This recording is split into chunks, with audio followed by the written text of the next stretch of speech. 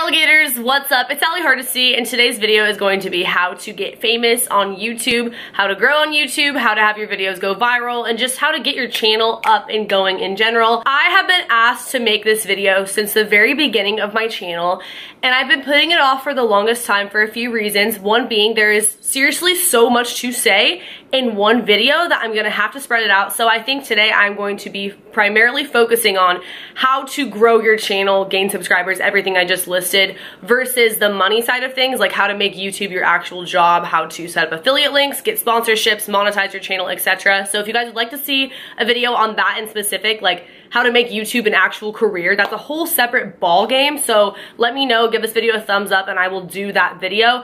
This is the second video in my series of like how to with social media vids. I did a how to get famous on Instagram video that actually is approaching 500,000 right now. So I was pretty impressed. I didn't expect it to do that well, but I guess a lot of people don't really talk about these things, or at least give like real tips. And I'm gonna admit, a lot of this is luck, but obviously it's not all luck. Like YouTubers who have gotten to the place that they're at, they got there for a reason, like they put in work. We do have control over a lot of the things that get us to go viral and grow and gaining subscribers, etc. So I'm gonna give you all my tips and tricks for what I do know and what I truly think can help you and your channel if you are making a channel or you're in the process of trying to grow the one you already have. So first things first, when you start your channel, I think you should have a reason why, something that keeps you motivated, because it doesn't happen overnight. Like you have to genuinely enjoy what you're doing, or else you're gonna get sick of it and you're gonna give up if you just expect to get famous overnight like that. These things can definitely help to speed up the process, but you just can't be disappointed right off the bat if you don't get 1 million hits on your very first video. So keep that in mind when you're getting started. You should know what you want other people to get out of your videos and what you want to get out of your videos. For example, when I started my channel, I wanted to document my life, help other people, and share my experiences. I'm pretty sure I've done that. Like, I feel very, very accomplished in that sense, and that is what matters to me. And I think that people can see that in my videos. I have shared things that other people couldn't necessarily talk about unless they went through the same thing. For example, my ADD, that's something I've struggled with my entire life. I've made videos about it, and people can see in my videos how real I'm being when talking about that subject. So a lot of people do suggest that when you make a channel, you should do like the cliche how-to videos, because people easily search those. If that's what you want to do that. But I would suggest doing something that still relates to you, so you can add your passion and your personal input to whatever you're talking about. So yeah, how-to videos, they do get hits right off the bat. I never really went that route. I didn't even actually hear that piece of advice till much later, but if you do a how-to video, it's definitely gonna show through the video if you actually care about whatever it is that you're doing a how-to video on. Don't just make a video because you think it's gonna do well or you think people would wanna see it. If that was the case, you guys, I would do a lot of certain types of videos that I've never done, or I would do more of, because I know that those are things that do well. But do what you personally have a passion for and wanna talk about and have experience with. Think of something that makes you unique and that people go to you for. If they have a question, they want to know how you have followers on Instagram. They want to know how you grew your hair out the way that you did. They want to know why you wear colored contacts and where you get them from and how you put them on, etc. If you're doing like a how-to kind of video, or if you want to do a story time, what is your go-to experience that you tell people when you meet them right off the bat? Like the craziest thing that's ever happened to you that people are genuinely interested in hearing about. Keep that in mind. Same thing with conspiracy theories. It has to be what you're genuinely passionate about and what people know you for, even if it's not on the internet yet. It could just be in your personal life, in high school, whatever it is. Don't feel awkward when filming. I promise I'm gonna get to the technical stuff later in this video, but don't feel awkward. I felt so weird talking to myself in a camera in the beginning, and it definitely showed. So think about what you notice and what you like in other creators, whether it's their editing style or the way they get really close to the camera, or the way they laugh, or they're super bubbly, or they make corny jokes, and try to incorporate that into your videos because you know that you like seeing those in other people's videos. But be yourself. Don't try to be Jenna Marbles or Shane Dawson. Don't try to replicate someone else's content, because that's also gonna show if it's not genuinely your personality. So be yourself, let it shine through your videos. It's okay to mess up. If you mess up really bad, you can easily edit it out, or you can just leave it in and it'll be funny. So have fun with it. Don't put yourself under a bunch of pressure when it's your first time filming, because I know I did. I felt like everything I said had to be perfect, and sometimes I still feel that way. So just know that you're in a safe place and that people ultimately will watch you for your personality, not just your content. So don't feel like you have to be a alien or a robot when speaking and sharing whatever it is that you have to say. You can mess up, you can make mistakes, you can burp, you can do this and that. If anything, it'll just make the content more relatable and funny. Once you get a decent amount of following, which I'll talk more about how to do that. You're gonna wanna do a Q&A video because you want people to get to know you as a person. You don't have to do a Q&A, but I would definitely suggest opening up because it makes your relationship with your subscribers that much more closer if they know who you are, where you came from, why you're doing YouTube, what's your purpose on here, are you in school, how old are you, what's your favorite color, whatever. Just basically getting to know you as a YouTuber, because I know the people that I watch on a consistent basis, I feel like they're my friends. Or at this point being a YouTuber, like they actually are my friends in real life, but that's because I've gotten to know them through their videos or outside of their videos because they're personable. The next thing is thumbnails, and arguably I feel like these could actually be more important than titles a lot of the time. I use PicMonkey. Pretty much every YouTuber uses PicMonkey. I use the free version. You can pay for the other thing if you want to, but I've never used it. I've never found it to be necessary, and you can just either screenshot the video or take a picture and then go on there, add emojis, edit it however you'd like to. And when I first started, I didn't even know that you could do this. I would literally just screenshot the thumbnail randomly in the video and slap emojis on it. So now I try a little bit harder than that because I figured out how to actually do that and how much it really does make a difference. I've also learned that less is more when it comes to thumbnails. Sometimes if you have a bunch of stuff on there, it looks way too overwhelming and people just won't click on it. Sometimes it also doesn't hurt to have something on the thumbnail, like in writing, that's different from whatever the title is. All of this works in conjunction to make your videos do well. Title, tags, and the description box. Those things, they need to match up. That's actually crucial. I learned this not even that long ago, and it has made a huge difference in my channel, in my videos, in my ratings, etc. So if you've noticed, a lot of the time YouTubers, they will put in the first sentence of their description box something having to do with the title. For example, this video is about how to get famous on YouTube. In their title, how to get famous on YouTube. And then in their tags, one of the tags will be how to get famous on YouTube. Because when it's in all different 3 places, when you search how to get famous on YouTube, your video will most likely be one of the first ones to pop up because it makes it that much more relevant. That's why you'll see a lot of repetitive tags and description boxes and titles because it just makes it get up there when you search it that much easier. Also, Google keywords. I just started utilizing this. Like, to be honest, I could probably do a better job with it still, but if you go to a website called Google Keywords, you type in whatever it is that your video is about. For example, I did a video about how to get famous on Instagram. Type in Instagram. Some of the top search things are how to get famous on Instagram, how to grow on Instagram, how to edit pictures on Instagram. Of course, only if they are in fact relevant to the video, you talked about them in the video, etc. All those tags would fit, so I can slap them into the tag portion of the video, and then they're in there, so if people search for those, my video is also likely to pop up. Overall, I don't think tags matter as much, but they definitely help, especially all 3 together. And I'll let you in on another little secret. I didn't even know this when I started, but I used to give credit. In fact, I still give credit if my video was inspired by another YouTuber. For example, my confronting my ex with the other woman video. I saw Carrie Dayton, who I just did a collab with like a few weeks ago.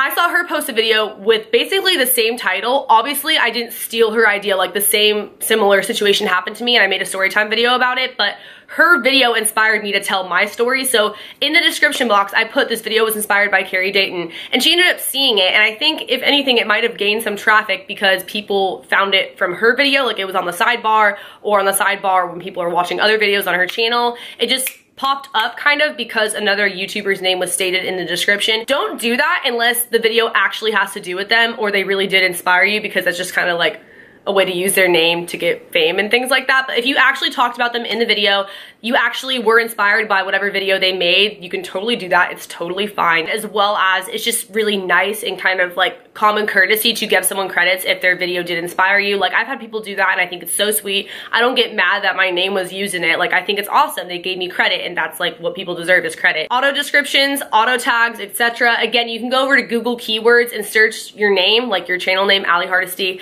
and all my most popular video titles will basically come up, or other things that people commonly search with my name. Those are my auto tags. So every single video, those are automatically in there. I don't have to go and individually type all of them. Same thing with my auto descriptions. I have all my social media, business inquiries, my email address, everything looks the same. And then on top of that, I just add whatever the video is about or other added links that I want to put in there. But it creates a lot less work for you in the long run if you are going to be consistently uploading. Also, make sure that your videos upload automatically to private. I mean, you don't have to, but I didn't even know you could do that for the longest time. So literally, if I put a video live, it would go up at like 3 in the morning if that's just like when I was uploading. Didn't make any sense. So putting them on private means that you can space them out better, which is what I do now. I more commonly have like 5+ videos unlisted or private on my channel before actually making them public for people to see live, like on YouTube. So that is never a bad idea. That way you can film a lot in bulk and spread them out and then film some more. Make sure that the titles and thumbnails are interesting. It doesn't have to be super clickbaity, but make it so that people at least want to click on it, you know, make it look nice. Cross promote, post your stuff on Instagram. If you don't want to post it on Instagram to mess up your feed or whatever, post it on your Insta story. Snapchat, now you can upload pictures from your camera roll, so I'll usually screenshot the video when it goes live and upload it that way, or you can just take a video or picture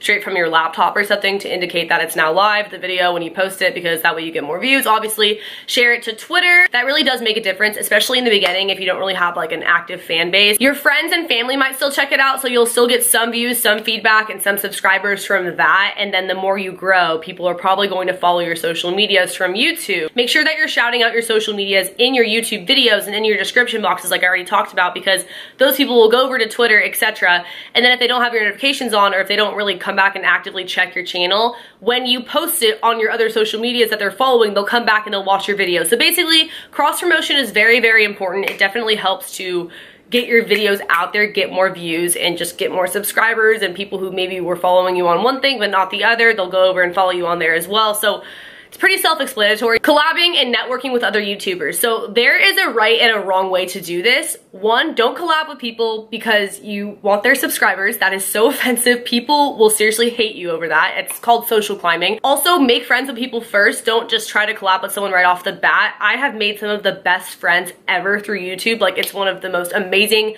ways to connect with people in the whole entire world, especially because you have that common interest with them.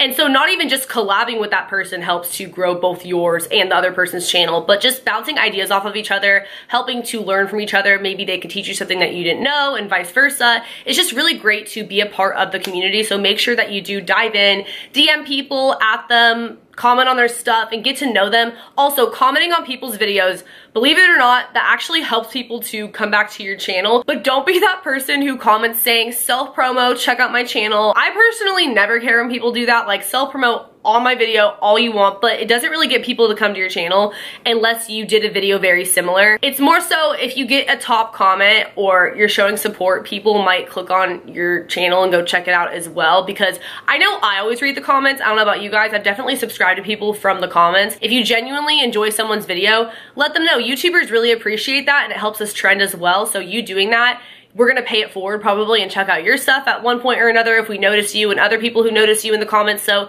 it's just a way, again, to be interactive with the YouTube community, and it kind of helps people to come across your channel and find you. So I would say that the quickest way out of everything I just said, which these things will help you get to this point, would be having a viral video. Having a video go viral. People go viral for many different reasons. I went viral for story times, conspiracy theories, and I just had like a twerking drive with me video go viral. Also, my Instagram how-to video went pretty viral. To me, viral is when a video starts getting a lot of views in a very short amount of time, like it trends and that sort of thing. People see it in their recommended section. So that can happen to pretty much any video. It's not just like certain kind of videos tend to do that. Obviously, if you're a bigger YouTuber, it happens more often, but it can happen to anyone. That is kind of when you see a peak in your subscriber count as well as your earnings, which that'll be the whole other video. Like I said, don't get used to it because YouTube fluctuates all the time when it comes to numbers in terms of money and subscriber count. So you want to keep your channel consistent. You want to be consistently posting.